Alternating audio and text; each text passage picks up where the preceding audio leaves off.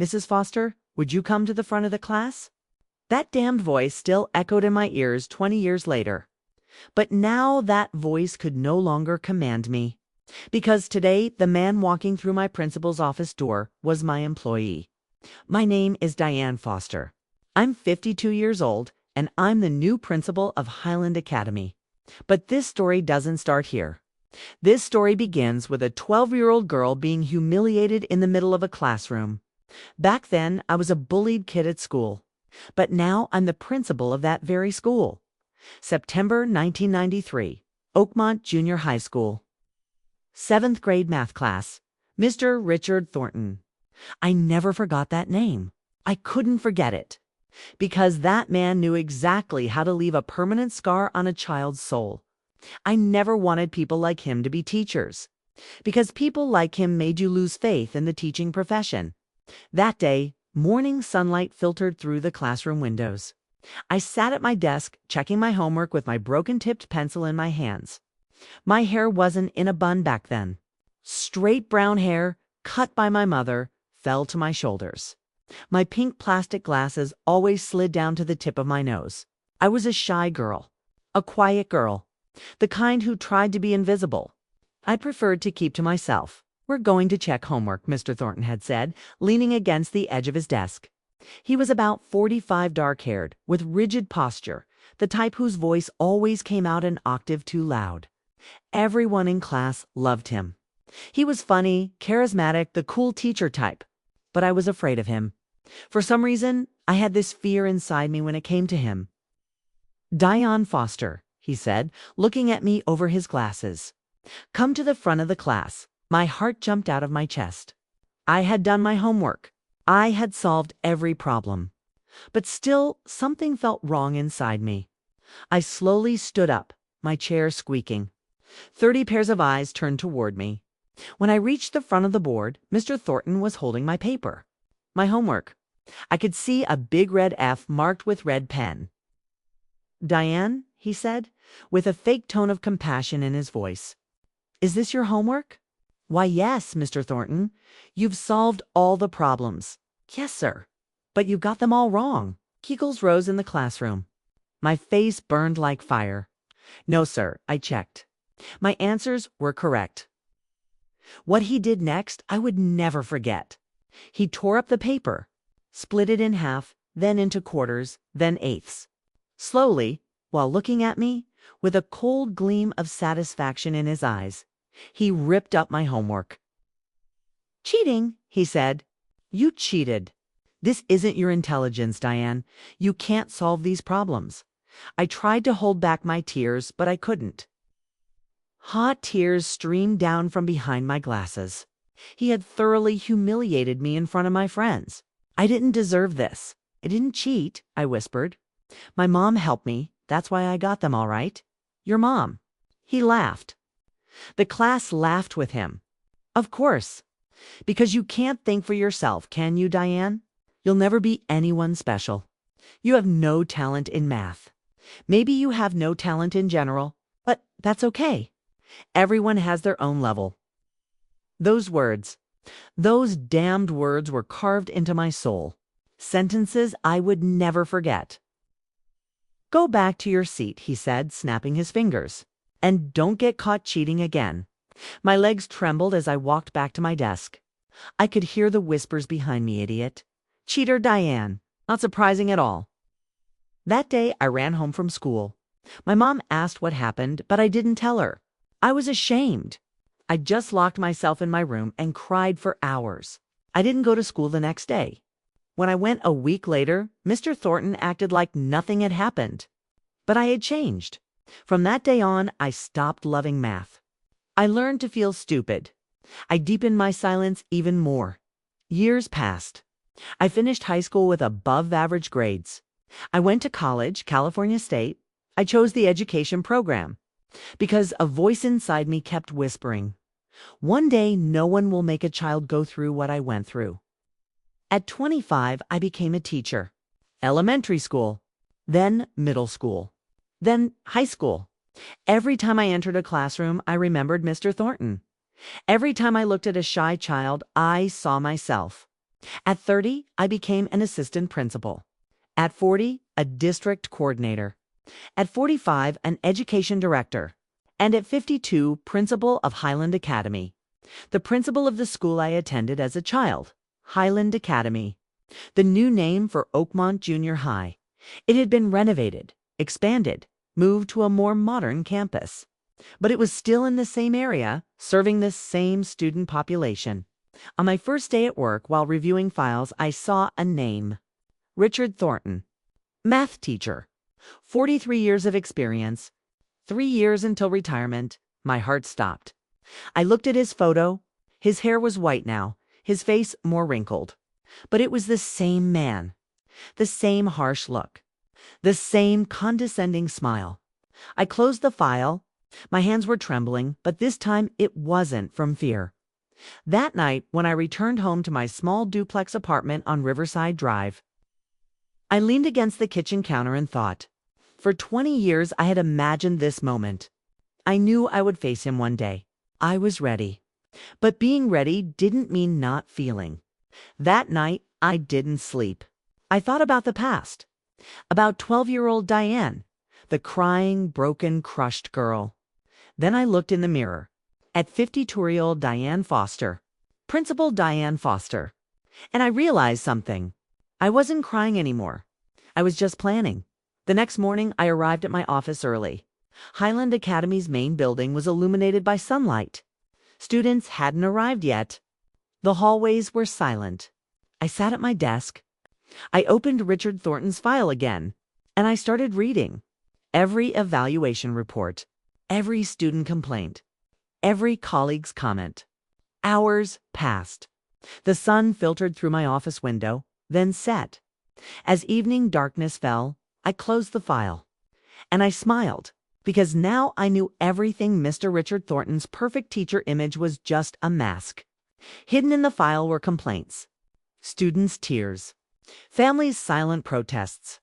I wasn't the only one he had crushed. Many students had complained about him, and I would no longer remain silent. That night driving home, I turned off the radio in the car. Passing through Rosewood Lane in silence, I thought, justice doesn't come in a hurry. Justice requires patience. And I had been waiting for 20 years. Now the waiting time was over. Our first encounter was on a Monday morning. Teachers' meeting. In Highland Academy's conference room, in that familiar atmosphere of coffee, smells, and photocopy paper mixing together. 23 teachers, 2 assistant principals, 1 guidance counselor. And me, Richard Thornton, was sitting in the front row. When I walked in, his eyes slid over me, then quickly moved on. He didn't recognize me. Of course he wouldn't. I was no longer the girl with glasses, shy, in a pink coat. I was Diane Foster, in a navy suit, high heels, hair professionally tied up. The principal, "Good morning," I said, moving behind the podium. My voice was calm, clear. I had practiced this voice for years. "I'm Diane Foster, your new principal. I believe we're going to have a great year together. Courtesy, smile, professionalism." Richard Thornton nodded slightly, applauding along with the others. On his face, neither a sign of recognition nor suspicion. Just that tired courtesy brought by routine. Throughout the meeting, I spoke. I talked about new policies, student achievement, teacher development, community connections, standard principal speech. But my eyes constantly scanned the man in the front row. His hair had turned white, but his posture was the same. That upright, confident, I know everything posture. His hands were clasped on his knees. There was no wedding ring on his left ring finger, divorced or widowed. This detail wasn't in his file. When the meeting ended, teachers came up to me as they left. We met one by one. Hands were shaken, smiles were shared. Richard Thornton came last. "Mr. Thornton," I said, extending my hand. "I reviewed your file. 43 years. Impressive." "Thank you, Mrs. Foster." His hand was cold, his handshake mechanical. "I hope my experience will be beneficial to this school." "I'm sure it will be." At that moment, I looked into his eyes. Deep, brown eyes. I felt nothing in them. No conscience, no remorse. Just fatigue. And perhaps a slight condescension. He was still the same man. That week, I began my research. I stayed late in my office at night. I accessed Highland Academy's digital archives. I examined old complaints, performance evaluations, student feedback one by one. Richard Thornton's file was thick, but most documents were superficial. Experienced teacher, disciplined classroom management, results-oriented approach. Then I dug deeper. Year 2007. A mother had written that her daughter was failing in math, that Mr. Thornton used unmotivating methods. The complaint had been recorded but not followed up. Year 2011. A student had been referred to guidance services due to humiliating comments. The teacher's name wasn't specified, but the date coincided with the week Thornton entered semester grades. Year 2015. A father had reported that his son didn't want to come to school due to teacher fear. A meeting had been held. Result: student adjustment issue. Year 2018. A teacher colleague had left an anonymous note in the staff box. Mr. Thornton's attitude toward some students is concerning, especially toward quiet, introverted children. It was all there, everything, a pattern that had been going on for years. But none of it had turned into a serious investigation, because Richard Thornton was experienced, senior, union protected, and because the complaints were always vague, difficult to prove. But I was looking for proof. There had to be an accounting for what this man had put me and other children through in the second week. I began classroom observations. As principal, I was required to observe each teacher at least twice a year. I would do more. I entered Richard Thornton's class on a Wednesday morning. 8th grade advanced mathematics. 22 students sat quietly at their desks. Mrs. Foster Thornton said, standing at the front of the board. "Welcome. Thank you. Please continue." I sat in the back row, opened my notebook, prepared my pen.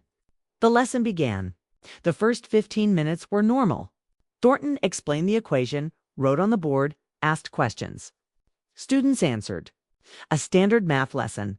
Then a girl raised her hand. In the back row, by the window, a small dark-haired girl. She wore glasses. Her hair was in a bun.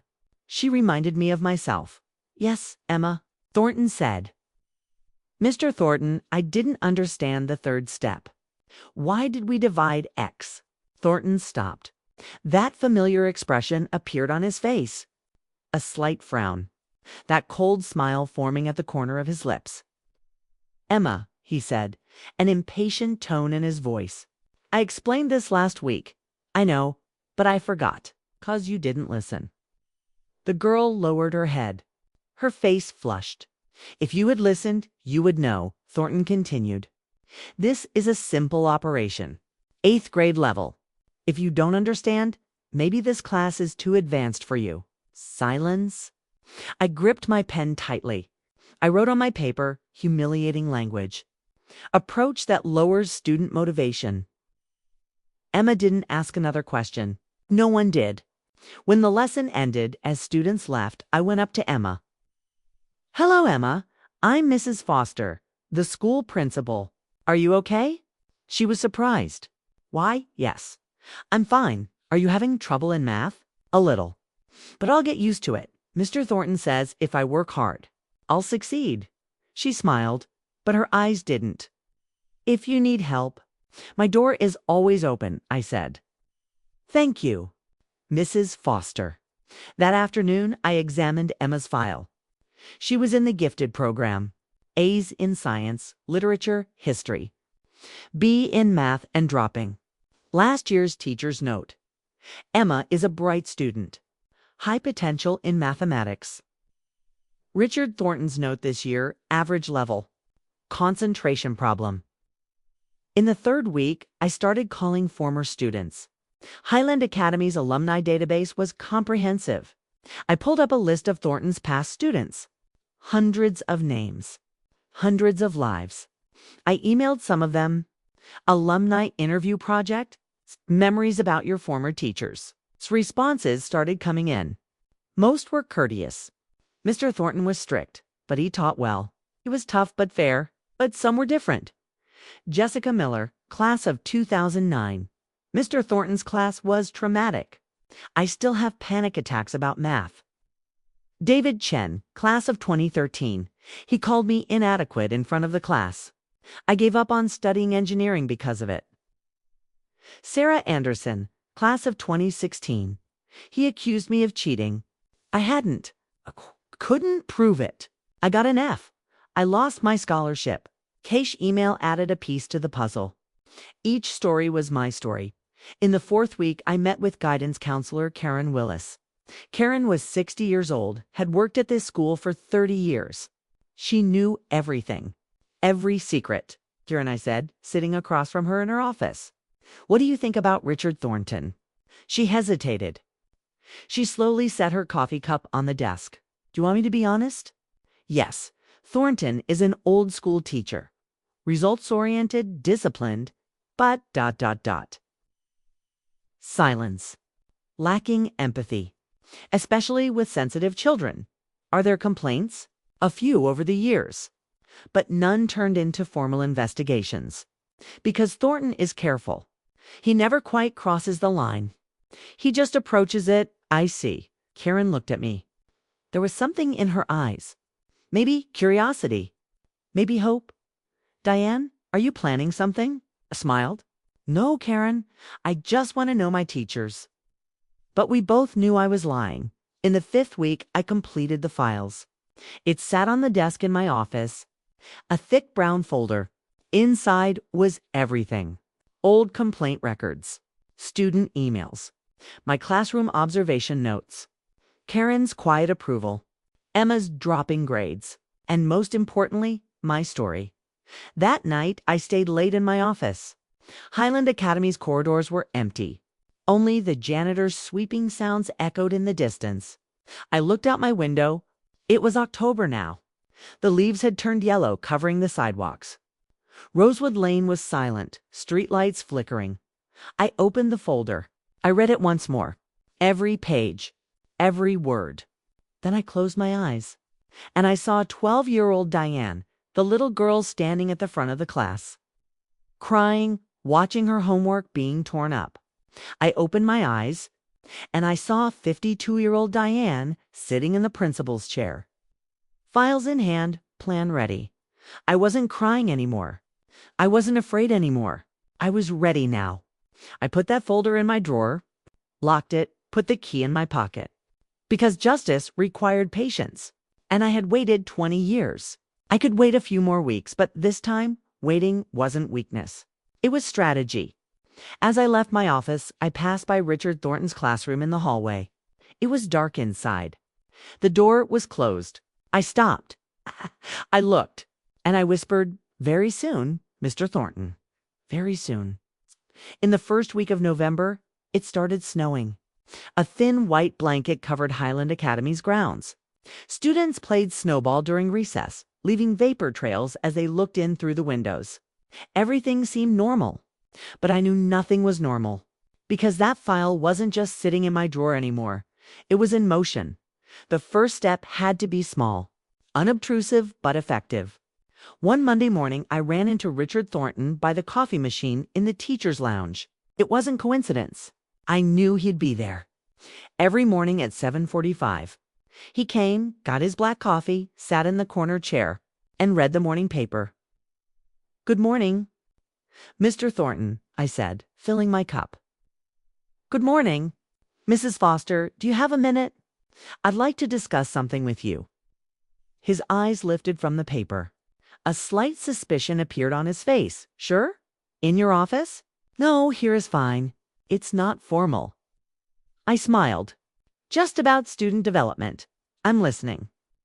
"Emma Richardson, your 8th grade advanced math student. I want to talk about her." A silence. He slowly set his coffee cup on the table. "Is there a problem with Emma?" "No problem. I just noticed her grades are dropping. Last year, she was a student in math. This year, it's B and declining. Do you have any idea why?" Thornton shrugged. "Emma's a smart girl, but I don't think she's ready for this level. Advanced math isn't for everyone. Maybe she should transfer to the standard class." "I see." I sipped my coffee. But her teacher last year wrote that her potential was high. Every teacher's evaluation is different, Mrs. Foster. You're right. I paused, then looked directly into his eyes. But I spoke with Emma. She told me she's afraid to ask questions in your class. The expression on his face changed. A slight hardness. Hey, Emma must be exaggerating. My classroom is open to everyone. I'm sure it is. I set my cup in the sink. Just so you know, sensitive children require a different approach. Encouragement, support. Years ago, I was one of those children. My math teacher intimidated me instead of motivating me. I never forgot it. At that moment, I saw something in his eyes. A small flicker. Maybe it was just my imagination. I understand, he said, his voice cold. I'll note your advice. Great. Thank you, Mr. Thornton. As I left the room, I felt him watching me. But I didn't turn around. The first seed had been planted. That same week, I called Emma to my office again. Emma, I said as she sat across from me, I want to talk to you about math. Did I do something wrong, Mrs. Foster? Her voice trembled. No, quite the opposite. I'm just worried about you. Are you happy in Mr. Thornton's class? She hesitated, her hands clasped in her lap. I saw my 12-year-old self in her. I don't know. Emma, this is a safe place. You can be honest with me. Silence. Then tears. Silent tears streaming down her cheeks. Mr. Thornton makes me feel stupid, she said, her voice breaking. Every time I ask a question, he looks at me like I asked something dumb.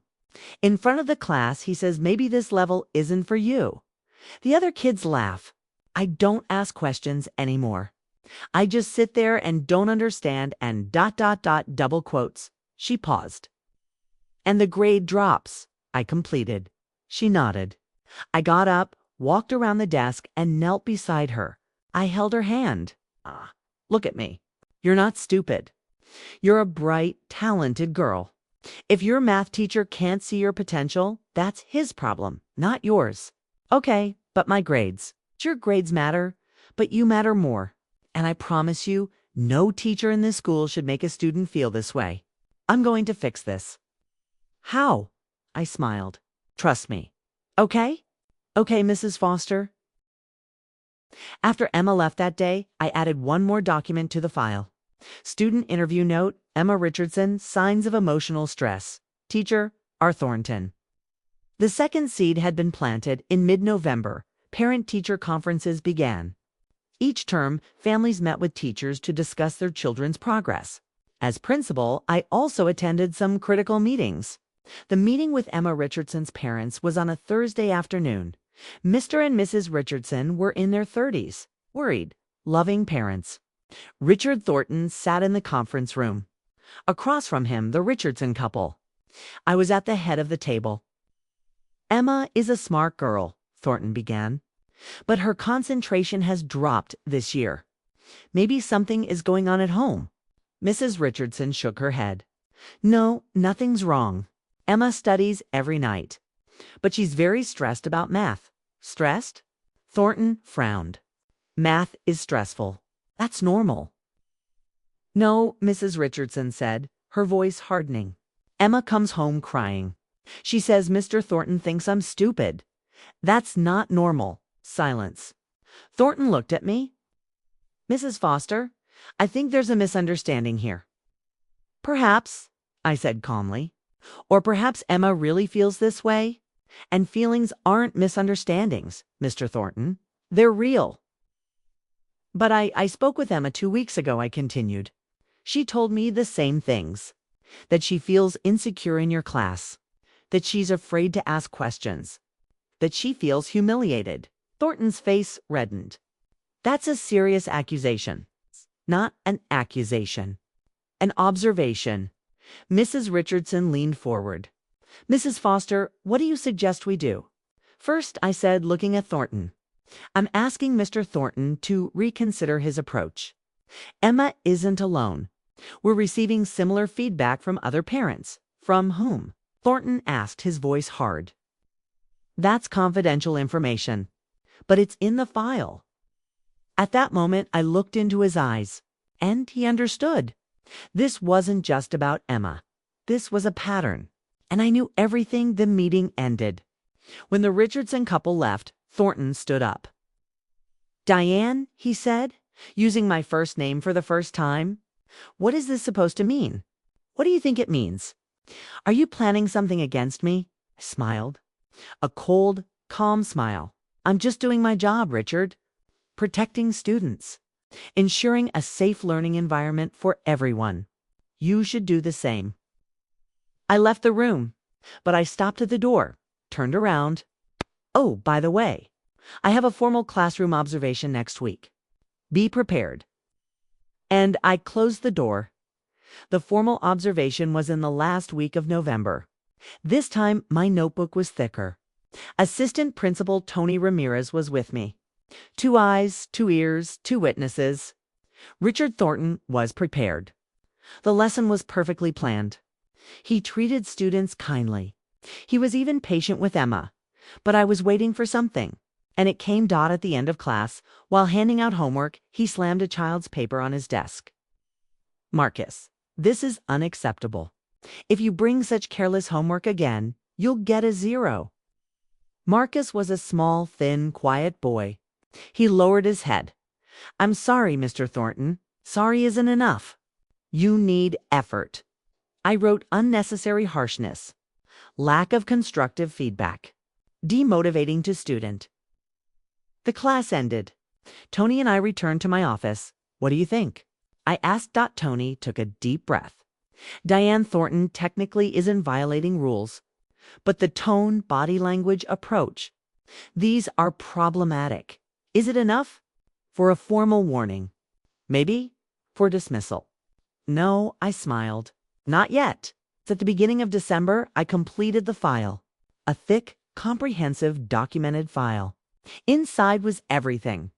Emma's interview, the Richardson family's complaint, former student emails, Jessica, David, Sarah Karen Willis's observations, my 2 classroom observations, formal observation. Report the last 5 years of student. Evaluation forms low scores in the teacher respect. Category, and at the very bottom, my own story. From 1993, 12-year-old Diane Foster's story. I sent that file to District Coordinator Dr. Helen Martinez. With an attached letter, "Dear Dr. Martinez, I request that you review the attached documents. There are systematic concerns about Richard Thornton's teaching methods.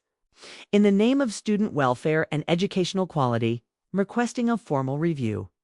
Respectfully, Diane Foster, Principal, Highland Academy." My hand trembled as I pressed send. But this time, not from fear, from power. A week later, a response came. I was summoned to Dr. Martinez's office. The district headquarters building was downtown, an old brick structure. Helen Martinez was 65 years old, gray-haired, with sharp eyes. She'd been in the education system for 30 years.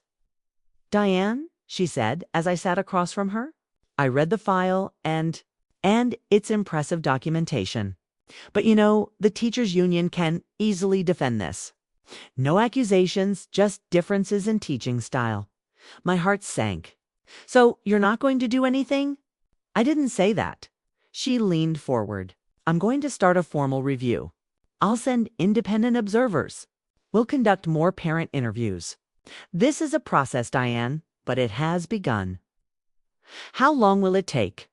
"A few months? Maybe a semester." "Few months?" I had waited 20 years. I could wait a few more months. "Thank you, Dr. Martinez." "One more thing, Diane." She paused. "Your personal background, the 1993 incident.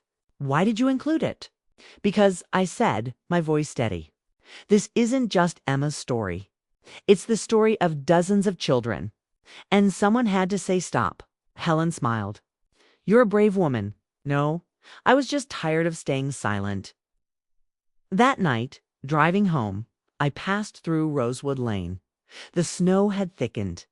Trees were white, streetlights cast a misty glow. When I arrived home, I took a hot shower. Then in the kitchen, in front of the window, I sat with a glass of wine. And I thought, justice was slow. Justice required patience. But justice was coming. Richard Thornton didn't know yet, but very soon he would learn. Because that file wasn't just in my hands anymore. It was in the system, on record, indelible dot, and when the courtroom doors opened, everything would unravel. Nothing would be the same as before. January arrived quietly. Highland Academy's corridors filled with New Year energy. Students had returned from vacation. Teachers were preparing new semester plans. Snow was still falling. The world covered in a white blanket when you looked out the windows. Richard Thornton came to his classroom, as always, at 7:45, drinking his coffee, going to his classes. But now there was something different. An invisible weight on his shoulders. An anxiety in his eyes that wasn't there before. Because he knew. The district review had begun. The first observer came in the second week of January. Dr. Patricia Chen, an education evaluator with 20 years of experience. She sat quietly at the back of the classroom, observing every lesson for a week. The second observer came in the third week. Mr. William Foster, no relation, a behavior specialist. He met with students one-on-one, listening to their experiences. And in the fourth week, Helen Martinez herself came. That day, Richard Thornton was called to the office. The small, suffocating conference room. On one side of the table, Helen, me, and Tony. On the other side, Thornton. And next to him, the union representative. Helen opened the file, thick, full of documents. "Mr. Thornton," she said, her voice professional but firm. "In the last 2 months, we've conducted a comprehensive review of your teaching methods. Our findings are concerning." Thornton leaned forward. "Dr. Martinez, I've been doing this for 43 years. I know, 43 years. A long career. But length doesn't equal quality." The union representative intervened. "Dr. Martinez, what are the specific accusations?" Helen turned the pages. A pattern of behavior that endangers student welfare. Use of humiliating language. Lack of emotional support. 17 separate informal complaints from families in the last 5 years. Reports from 3 independent observers noting inconsistent and problematic classroom management. "These are subjective evaluations," the representative said. "Oh," I said, speaking for the first time. "These are documented, witnessed, systematic observations. And this is just the last 5 years. If you go back, the pattern extends 30 years. Thornton looked at me. That old condescension was gone from his eyes. There was fear. "Q," he said, his voice trembling. "Are you doing this as something personal against me?" At that moment, I felt time stop. I looked at him from across the table. 52-year-old Diane Foster looking at 68-year-old Richard Thornton. And then I slowly said, "Do you remember me, Richard?" Silence. 1993. Oakmont Junior High. 7th grade math. Diane Foster. Pink glasses, shy girl. "You tore up my homework. You said you cheated in front of the class. You said you'll never be anyone special." His face turned white. His voice failed. "You don't remember, do you? Because I was just one. One of dozens, hundreds of children. You forgot each one, but they never forgot you." Helen intervened. "Diane, this isn't personal." "No, Helen," I said, not taking my eyes off Thornton. "This is deeply personal. Because that day in that classroom, my love for math died. My self-confidence was shattered. For years, I felt inadequate, and I wasn't alone. Jessica Miller, David Chen, Sarah Anderson, Emma Richardson, and hundreds of other children whose names I don't even know. My tears were coming, but I didn't stop them. This time, it's not just a principal reviewing a teacher, Richard. This time, a 12-year-old girl 52 years later is finally finding her voice. Silence. Deep, suffocating silence. Then Helen spoke. "Mr. Thornton, we're offering you 2 options. First, retirement. Voluntary, honorable, goes on record as your decision. Second, formal investigation. Disciplinary process. Possible termination. The choice is yours." Thornton's hands were trembling. Aged, tired hands. How long do I have? 1 week. The meeting ended. Everyone left. But I waited. As Thornton stood up, I spoke one last time. Richard. He turned. I hope someday, somewhere, you tell all those children that you remember. Maybe you forgot. But they didn't. He didn't say anything. He just bowed his head and left. A week later, the answer came. Richard Thornton was retiring. End of semester, June 2024. Early retirement. Of his own volition. When the news spread, whispers started in the teacher's lounge. Why now? He had 3 more years. Did something happen? Karen Willis pulled me aside. Diane, you did it, didn't you? I just brought the truth to light, Karen. He made the decision. She smiled. You did the right thing. In February, Emma Richardson came to my office again. But this time she wasn't crying. She was smiling. Mrs. Foster, I got an A in math. Our new teacher, Ms. Patterson, is great. She answers questions, she's patient, and I'm not afraid anymore. I stood up and hugged her. See, Emma? You were always smart. You just needed the right teacher. Thank you, Mrs. Foster, for everything. After Emma left that day, I looked out my window. The snow had melted. Spring shoots were breaking through the soil. The sun was bright and warm. And something inside me, something broken, was finally healing. When June came, the school was in its end-of-year ceremonies. Richard Thornton's retirement reception was a small gathering. Former colleagues came. A few courtesy speeches were made. I attended too, because I had to dot as the reception ended. In the garden, under the sycamore trees, we met one last time. Diane, he said, his voice tired. I really didn't remember you. I know, but now I'm thinking, how many children don't I remember? How many children did I wrong? Silence. I don't know, Richard. But at least now you're asking. He bowed his head. I'm sorry. It's 2. To Emma. To all of them. Your apology shouldn't be to me. It should be to them. How? How will I find them? I pulled an envelope from my pocket. Inside was a list. Names, email addresses. Jessica Miller, David Chen, Sarah Anderson, and others. Here they are. If you're truly sorry, if you really want to make things right, this is where you start. He took the envelope. His hands trembled. Thank you. Don't thank me. Just do it. I turned and started walking. Diane. I stopped. You're a good principal. A good person. I smiled. I didn't turn around. I just said I was just once a broken child. I'm not anymore. And I walked.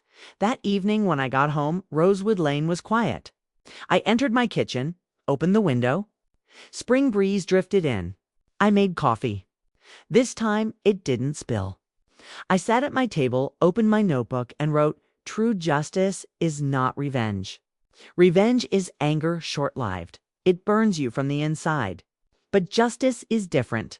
Justice is patience. Justice is documentation. Justice is raising the voices of broken children 20 years ago. A teacher told me you'll never be anyone special. Today, I became his principal. And I became the person who stopped him. This story isn't my story. It's Emma's, Jessica's, David's, Sarah's story. The story of all the children who suffered in silence but were finally heard. And if you've to someday, somewhere, witness an injustice, remember, silence is not safety. Silence is not consent. Sometimes the most powerful thing is to speak. When the time is right. I closed the notebook. I sipped my coffee. The sun set, the sky painted in pink and orange. And for the first time, I felt this peaceful inside. 3 months later, in September, the new school year began. Highland Academy's corridors filled with children's voices again. New teachers came. Emma Richardson had moved to 9th grade. She was an A-plus student in math. And one morning, a message dropped into my mailbox from Jessica Miller's subject. Thank you, dear Mrs. Foster. I received an apology email from Mr. Thornton after 30 years. Unbelievable. I don't know yet if I'll accept it. But I know this happened because of you. Thank you for speaking up. When we see OULDN single quotes T dot with love. Jessica, my eyes welled up. But this time, not from sadness, from peace. That afternoon, I sat in the school garden under the sycamore trees. Students ran around me, laughing, shouting, living. And I thought, justice is silent, but its echo lasts for years. I didn't take revenge. I didn't destroy a life. I just told the truth. And truth is the most powerful weapon. Because truth changes. Truth heals. Truth liberates. I closed my eyes. The sun was warm on my face. The wind danced in my hair. And for the first time 20 years later, I forgave 12-year-old Diane because she was gone now. In her place was a 52-year-old woman, strong, vocal, free. And that woman had finally found peace. If you've lived a similar story, if you too were once broken and suffered in silence, know that you're not alone. And know that justice, even if it's delayed, comes. Because true power isn't in shouting. It's in standing up, in speaking out, and when the time comes, in being right. If you enjoyed this story, don't forget to subscribe so more stories of justice can be heard. Because every voice can break someone else's silence. And sometimes, the most powerful revenge is being able to walk in peace. Diane Foster served as principal of Highland Academy for 10 more years. Emma Richardson became a mathematics professor at MIT. Richard Thornton, in his retirement, worked in volunteer literacy programs and wrote apology letters to hundreds of children. And a 12-year-old girl finally found peace.